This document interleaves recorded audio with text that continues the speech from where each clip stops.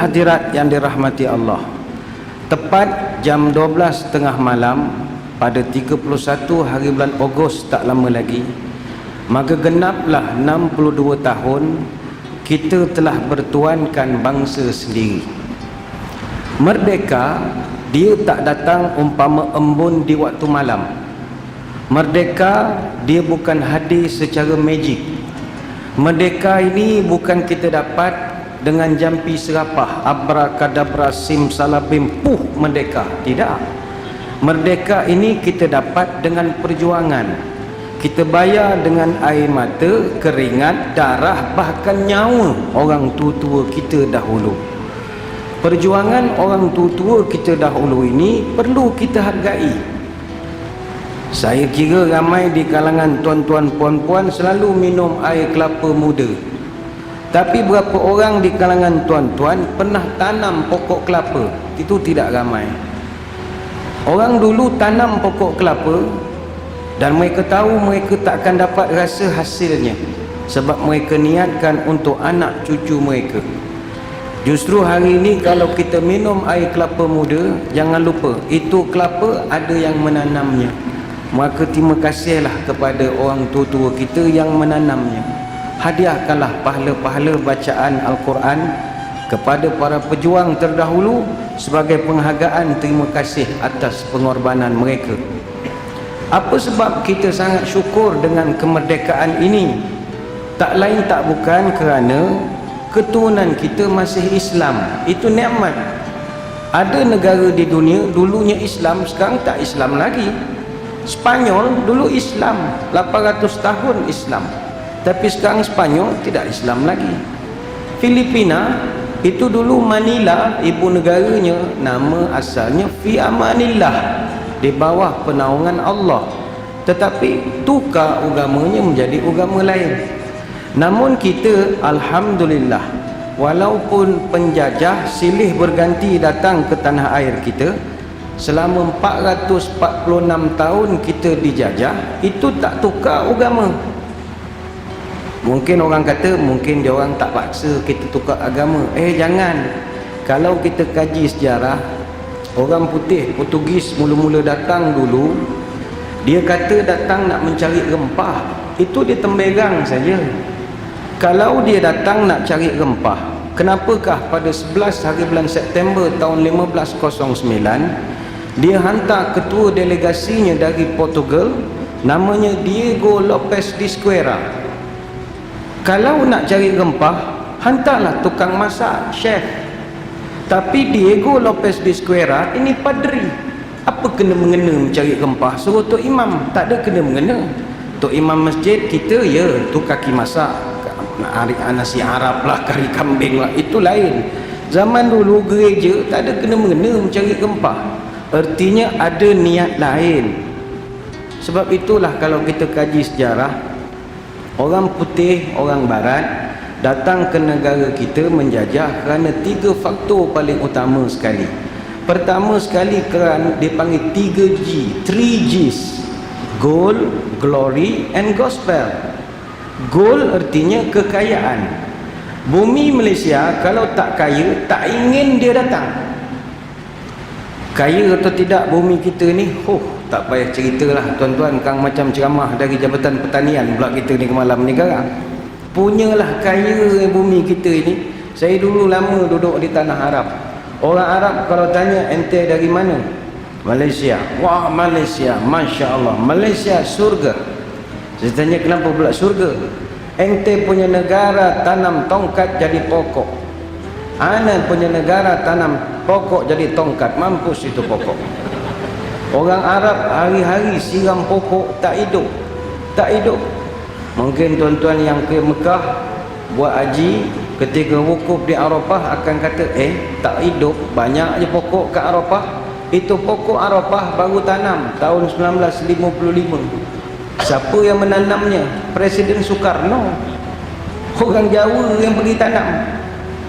Sampai sekarang dipanggil syajarah Soekarno. Itu pun pokok merambu atau semambu bawa pada Jawa. Tanahnya ambil pada Thailand, baru hidup. Baru hidup. Negara kita khususnya dia punya kekayaan luar biasa. Sebab itu United Arab Emirates tiap-tiap tahun import daripada negara kita sayur dan buah-buahan saja 40 bilion US dollar setahun. Sebab dia tak boleh tanam. Kalau kita kaji sejarah, ada satu puji-pujian pernah diberikan oleh seorang pemimpin terhebat kerajaan Majapahit. Kerajaan Majapahit ni atau Keraton Mojopahit ini kerajaan Hindu-Buddha terakhir yang memerintah Nusantara. Terkenallah dalam sejarah satu watak namanya Patih Gajah Mada atau Gajah Madaya. Tahun 1313 dia jadi Mahapatih ataupun Menteri Besar zaman Ratu Sri Tribut Wanot Tunggadewi Maharajasa Jaya Wisnuwardhani, Raja Majapahit yang ketiga. Dia naik pangkat zaman Hayam Wuruk jadi Amangkubumi ataupun Perdana Menteri di zaman kerajaan Mojopahit. Kerjanya dia ni panglima besar. Terkenal dalam sejarah dia panggil Sumpah Palapa. Ni kalau tuan-tuan buka internet ada. Jangan buka sekarang, habis ceramah lah. Kalau semua tu datang bercahaya muka malam ni. Ada nur punya buka handphone. La ilaha illallah. Habis ceramah lah. Sumpah Palapa ini dicatatkan dalam serat Pararaton ataupun kitab raja-raja. Dia bersumpah, Sira Gajah Mada Papatih Amangkubumi Tan Ayun Amukti Palapa. Sira Gajah Mada lamun hus kalah Nusantara ingsun Amukti Palapa. Adalah saya katanya yang bernama Patih Gajah Mada bersumpah tidak akan makan yang sedap-sedap selagi saya tidak menundukkan seluruh Nusantara. Lamun kalah ring Gurun, ring Seram, Tanjung Poro, ring Haru, ring Pahang, Dompu, ring Bali, Sunda, Palembang, Tomasek, Samanan, ingsun Amukti Palapa. Beberapa negara-negara yang disebutkan termasuklah Semenanjung Tanah Melayu ini. Dia bersumpah tak akan makan sedap. Apa sebab? Dia kata tidak adalah muka bumi yang paling kaya melainkan tempat kita ini. Sampai terkenal kata-katanya direkodkan dalam Kakawin Negara Krotogomo karya Empu Prapanca pada pupuh gambut baik ke-8 sampai 16 gemah repah loh jinawi toto titi tentrem ketora harjo tukul kang sarwo tinandur murah kang sarwo tinuku katanya. Ni panjang cerita ni. Puji-pujian yang diberikan oleh orang dulu terhadap negara kita punya kekayaan. Saya tak tahu di Selangor kaya ataupun tidak. Tapi kalau negeri saya Pahang Darul Makmur itu memang makmur betul. Kekayaannya makmur betul. Ada satu daerah di Pahang namanya Raub. Kenapa namanya Raub? Banyak emas. Begitu banyaknya emas, dulu orang tua ambil dalam sungai pakai raup. Raup dapat emas. Tak payah dulang pun.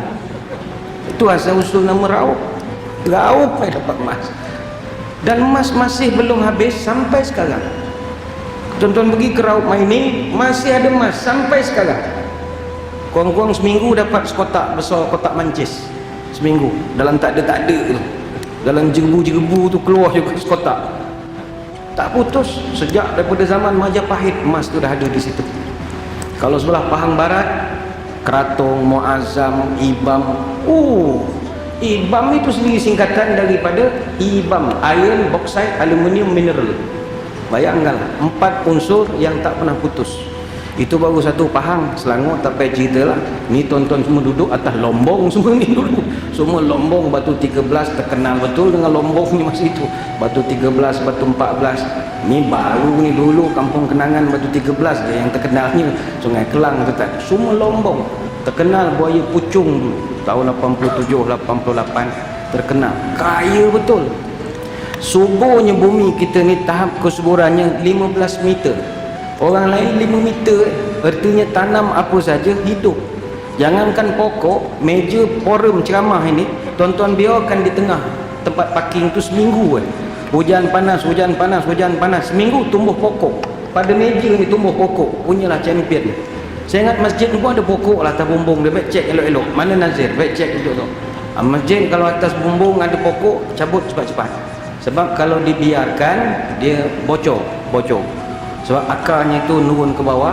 Kalau dia dah buat lubang ada bocor, nescaya kalau hujan, saya ingat banyak besin daripada orang, penuh besin. Masjid cantik, beldi banyak. Apa sebab? Banyak pokok atas bumbung. Bukan kita tanam, datang gitu. Sebab itu dulu orang putih Dia ambil biji benih getah, ambil di Brazil, tanam di England, tak hidup. Dia bawa ke Kuala Kangsar tahun 1887, tanam di situ sampai sekarang hidup. Luar biasa sekali. Dan saya ingat tuan-tuan di sini ada yang membesar dengan hasil getah pun. Kalau kita pucung dulu semua getah semua, daripada batu 12 sampailah nak pergi ke Kinara, sampai nak pergi ke Taman Tenaga, sampai sekolah Dharma, kiri kanan semua getah ketika itu. Semua getah, Austral Mining dan macam-macam lagi, semua getah. Orang putih pun heran, macam mana getah boleh hidup subur. Kalau di Melaka Negeri Sembilan, sepanjang jalan kampung tu semua getah. Tu dulu orang belah-belah Negeri Sembilan, belah Melaka, JKR pasang signboard dilarang memotong. Marah dia orang. Apa bondo, tak boleh motong pula dah. Dia orang kampung panggil motong. Noreh tu motong kata. Tak boleh motong. Padahal JKR kata jangan memotong double line kata itu. Terpaksalah tukar signboard tu pula. Sama juga kelapa sawit yang kita kempen-kempen sayang sawit ini. Sawit asal daripada mana? Daripada jengka? Tak ada. Sawit asalnya daripada Afrika Barat, asal daripada Angola dengan Gambia. Orang Afrika dia tak pandai jaga pokok. Bagi dia kelapa sawit ni pokok liar, sama macam tempat kita pokok salak. Saya ingat budak-budak WeChat ni pokok salak pun tak pernah tengok seumur hidup. Buah salak pun saya ingat dia orang tak pernah makan seumur hidup. Musang king dia kenal, salak dia tak kenal. Orang putih ambil daripada Angola dan Gambia, tanam di England, tak hidup. Bawa ke Malaysia, elok, banyak pula hidupnya, luar biasa sekali. Sampaikan orang Afrika turun kapal terbang dekat KLIA Sepang, sebelum landing nampak ladang banyak IOI apa semua. Dia pun tanya, pokok apa susun cantik ni?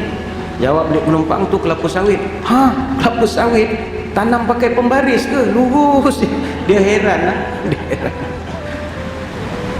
Orang selalu puji Thailand. Oh, Thailand lagi hebat Ustaz, buah-buahan dia semua lagi bagus daripada Malaysia. Ini kau ni tak ada patriotik langsung lah. Thailand memang buah-buahannya bagus, tapi Thailand tak boleh tanam kelapa sawit, tak dapat. Sebesar-besar Thailand hanya 2.9% je daripada permukaan muka buminya boleh hidup kelapa sawit. Tak boleh hidup. Kelapa sawit pun reti memilih mana nak tumbuh. Dan punya kaya negara kita sekarang ni, tambah pula baru kurma pula dah. La ilaha illallah, kurma pun hidup, sehat pula tu, segar bugar, luar biasa sekali. Dulu kurma kalau tanam di negara Arab Timur Tengah antara 5 hingga 7 tahun baru dapat hasil.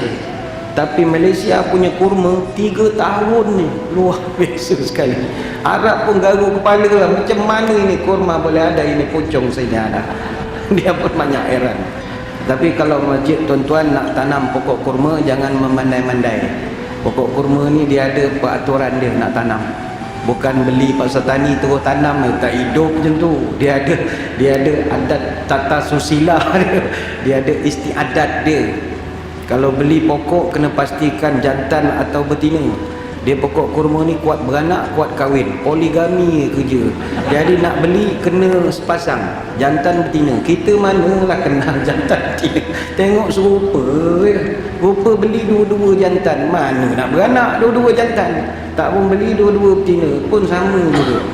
Kena cari orang yang pandai tanam jantan betina. Tanam pula kena dekat-dekat. Kalau jauh tak nak beranak, mengada-ngada betul lah. Dia kuat beranak tapi dia nak dekat. Pandai-pandailah tuan-tuan cari siapa nak membekalkan pokok kurma tu, tapi boleh hidup. Jadi yang pertama, orang putih datang nak mencari kekayaan. Yang kedua, orang putih datang kerana faktor glory. Glory ni kemegahan. Dia sesama dia megah. Negara-negara penjajah seperti Portugal, Spanyol, Belanda, Britain, Perancis, ini semua negara penjajah. Sesama dia tu dia berbangga-bangga lah. Kau dapat mana? Aku dapat Riau. Oh Riau. Kau dapat apa? Aku dapat Johor. Dia berbangga sama dia. Satu persaingan. Dan patut yang ketiga, orang putih dulu jajah kita, ini mustahak. Faktor gospel. Gospel ni maknanya faktor agama. Dan ini bukan ceramah resis, tidak. Ini sejarah. Orang putih memang datang nak memperjuangkan agama, dan itu hak dia untuk nak berjuang atas agama dia. Ya ke Ustaz? Tak adalah, kita tak belajar pun dalam sejarah. Baik, sejarah ada rekod-rekodnya. Raja Philip yang kedua, Raja Sepanyol, dia pernah keluarkan dekri, satu pengisytiharan, mana-mana lelaki Portugis yang berjaya kahwin dengan wanita tempatan orang Melayu dan tukarkan agama perempuan itu, dia akan dapat pengecualian cukai LHDN. Mana bulan 4 tak payah declare. Mau tak melompat? Kalau kita bermelompat, tak payah declare, tak payah bayar pun. Dan mana-mana bekas banduan yang dalam parol, kalau dapat kahwin wanita tempatan, terus dimerdekakan, dapat pengampunan. Jadi berbondong-bondonglah orang Portugis ketika itu nak kahwin dengan rakyat tempatan, khususnya di Melaka. Maka ada direkodkan secara rasmi tahun 1604 Alfonso de Albuquerque uruskan perkahwinan tentera-tentera Portugis dengan orang tempatan, dan rekod rasmi dia tulis ada 200 perkahwinan. Itu yang rekod jumpa, rekod tak jumpa 200 perkahwinan. Hasilnya wujudlah satu kelompok yang menjadi bumi putra di Malaysia sekarang, namanya kelompok Serani.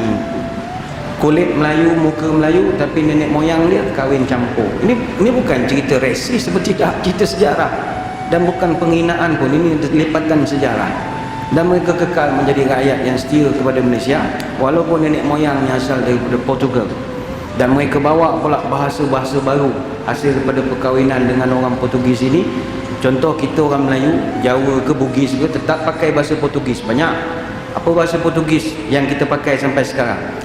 Careta, itu bahasa Portugis, kereta, careta. Apa lagi? Escola, sekolah tu bahasa Portugis. Apa lagi? Bandera, bendera yang pacak siang malam ni. Apa lagi? Mantega, atau makanan mantega. Cuejo, keju, cuejo. Igreja, gereja. Apa lagi? Mesa ni meja, mesa. Apa lagi? Ananas, nenas, buah nenas. Apa lagi? Tuan-tuan yang kerja bomba, jangan dah ke dengan Portugis. Bomba tu bahasa Portugis. Bomberos, mana pasukan memadam. Kalau tak ada Portugis, agak apa nama jabatan bomba dan penyelamat? Tak tahu, nak tahu apa. Jabatan padam api, tak sedap langsung bunyinya lah. Nasib baik ada Portugis, bomba, sedap bunyinya, bomberos. Termasuklah juga kita kalau di sini hari Ahad, orang tutur panggil hari Minggu. Minggu tu Father Domingo. Setiap hari Ahad, Father Domingo, dia punya padri dia buat semayang. Ada semayang, ada baca khutbah, ada buatkan pengampunan taubat. Jadi orang Melayu itu suka nak pergi dengar khutbah dia. Disebutkan hari Ahad tu hari nak jumpa Father Domingo. Lama-lama panjang sangat, sebut Domingo jadi Minggu saja. Hari Minggu, hari Minggu jadi hari Minggu sampai sekarang. Bukanlah tuan-tuan tak boleh pakai kalimat Minggu tu, pakailah, tak ada masalah. Ini sejarah saja, cerita dulu-dulu punya cerita. Sebab itu kita tak boleh memadamkan sejarah bahawa Portugis, Belanda, Inggeris datang kerana nak agama. Itu sejarah. Tapi kenapa mereka gagal? Sebab orang tua-tua kita pertahankan, perjuangkan. Baik itu sekali lagi hadirin hadirat, kita kena terima kasih ke orang tua-tua kita dahulu. 24 Ogos tahun 1511, ketika Portugis masuk ke Melaka, dia jajah Melaka selama 130 tahun. Bukan sekejap, bukannya sebulan dua, bukan 5 tahun, 130 tahun. Setelah Kesultanan Melayu Melaka berdiri gagah selama 110 tahun. Kuat dah, kita baru 62 tahun. Jangan act lah, jangan act sangat. Melaka yang sebegitu gagah 110 tahun tombang dengan Portugis, dijajah pula 130 tahun. Tapi adakah orang tua-tua kita ketika Portugis menjajah itu mereka pakat tidur beramai-ramai? Adakah mereka perangai macam kita, main telefon siang malam pagi petang? Tidak. Orang tua-tua dulu tak pernah tidur. Tahun 1521 kita ucap terima kasih saudara-saudara kita dari utara Sumatera Utara, khususnya di Aceh, yang bertali arus membantu menyerang Portugis daripada Aceh. Tahun 1521 Sultan Ali Muhayyad Shah, Sultan Aceh pertama, dia serang Melaka. serang tapi tak menang sebab Portugis ni kuat ketika itu. Datang pula Sultan Alauddin Al-Qahar, Sultan Aceh yang ketiga. Dia serang Melaka 3 kali. 1537 dia serang, kalah. 1547 dia serang guna kapal, pun kalah. Tahun 1564 dia minta bantuan dari kerajaan Turki Utsmani. Semasa itu kerajaan Turki Utsmani diperintah oleh Sultan Sulaiman yang merupakan Sultan Turki Utsmaniyah yang ke-10, minta tolong tapi gagal. Adakah Portugis terlampau kuat? Tidak juga. Portugis tak kuat, tapi di kalangan orang Melaka ketika itu seronok kerja dengan Portugis. Jadi dia orang dah dapat gaji, ada allowance, ada pangkat, ada apa, dia orang pula mempertahankan Portugis yang malam, pagi, petang. Jadi Portugis main wayang sajalah. Orang-orang kita yang melawan sesama kita. Kemudian Sultan Ali Riayat Shah, Sultan Aceh yang ke-9, serang Melaka 3 tahun berturut-turut. 1573, 1575, 1577. Tapi tak menang, pembelot ramai. Sambung balik Dik Sultan Iskandar Muda, Sultan Aceh yang ke-12. Dia serang 2 tahun, 1615 dengan 1638. Hasil daripada serangan demi serangan bertali arus, akhirnya Portugis lemah. 1641 Belanda datang. Bila Belanda datang, orang Aceh dah penat dah menolong. Orang tempatan masih lagi seronok dengan baju uniform, dapat apa komen seronok, dapat jadi pegawai kerajaan, jadi orang pencen. Tak ada berjuang melawan Belanda dah. Belanda datang tahun 1641, kita ucap terima kasih lah kepada saudara-saudara kita dari Makassar, Bugis. Orang Bugis yang banyak menolong kita. Orang Belanda datang jajah Melaka Johor berapa tahun? 183 tahun. 183 tahun. Datanglah orang-orang Bugis tahun 1782 sampai 1784, yang itu memang serang habis-habisan. Maka dicatatkan dengan tinta emas dalam sejarah negara. Muncullah satu orang pahlawan terbilang, marhum Raja Haji Fi Sabilillah Ibni Daing Celak, yang digelarkan marhum Teluk Ketapang. Bagi tuan-tuan di Selangor, kena kenangkan marhum Raja Haji Fi Sabilillah. Apa sebab? Dia ni yang di Pertuan Muda Kesultanan Johor Riau Lingga yang ke-4. Dia Tengku Mahkota Raja Muda, dan dialah abang kepada Sultan Selangor yang pertama. Sultan Selangor yang pertama namanya Raja Lumu bin Daing Celak. Raja Lumu ni ditabalkan dengan nama Sultan Salahuddin Shah, memerintah Selangor 1745 sampai 1778. Kenapa adik dia yang jadi raja? Abangnya mangkat awal. Kenapa abangnya mangkat awal? Mangkat di Kota Melaka 19 Jun tahun 1784. Umur baru 57 tahun. Ketika jenazahnya ditemui, tangan kanannya memegang kitab Dalailul Khairat, tangan kiri memegang badik. Dia lawan Belanda sampai ke Kota Melaka, tapi akhirnya gugur jadi seorang syahid. Kenapa mereka ni berjuang berhabis-habisan? Nak pastikan orang putih, jangan kau nak tukar agama cucu cicit aku. Itu aja. Itu dia dari Makassar, apa kena mengena dengan Melaka? Ukhuwah Islamiyah. 1786 Inggeris datang ke tanah Melayu. Mula-mula dia datang masuk ikut Pulau Pinang. Dia masuk Pulau Pinang, dia tukar habis sejarah Pulau Pinang. Dia dakwa dia pula yang membuka Pulau Pinang. Apa benda dia pula membuka Pulau Pinang? Kita ni tak reti yang buka negeri agak ni. Maka terpadamlah sampai sekarang sejarah sebenar pembuka awal Pulau Pinang tahun 1730. Siapa yang buka Pulau Pinang tahun 1730? Datuk Jenaton. Datuk Jenaton ni atau nama sebenarnya Jenan bin Rajo Labu bin Rajo Gandam bin Rajo Manguyang, dari Gunung Sahilan bin Rajo Kuoso bin Rajo Bakilap Alam Bertegak Gelar Tunku Bagewang yang pertama, Raja Alam Minangkabau. Mak dia putih sangat Indo dunia. Orang Pagaruyuang, orang Sumatera yang membuka Pulau Pinang. Tapi sejarah itu dipadamkan dengan kemasukan Inggris. 88 tahun kemudian dia tipu pula orang Melayu tahun 1874 menerusi perjanjian Pangko yang penuh dengan muslihat. Akhirnya orang putih jajah negara kita berapa tahun? Bukan 10 tahun, 117 tahun. Tapi adakah nenek moyang kita tidur? Tidak. bangkit satu persatu. Dol Said, Rentap, Mat Saleh, Maharaja Lela, Tok Bahaman, Tok Janggut, Haji Abdul Rahman Limbung, dan senarai itu begitu panjang sekali. Apa rasional mereka berjuang? Allah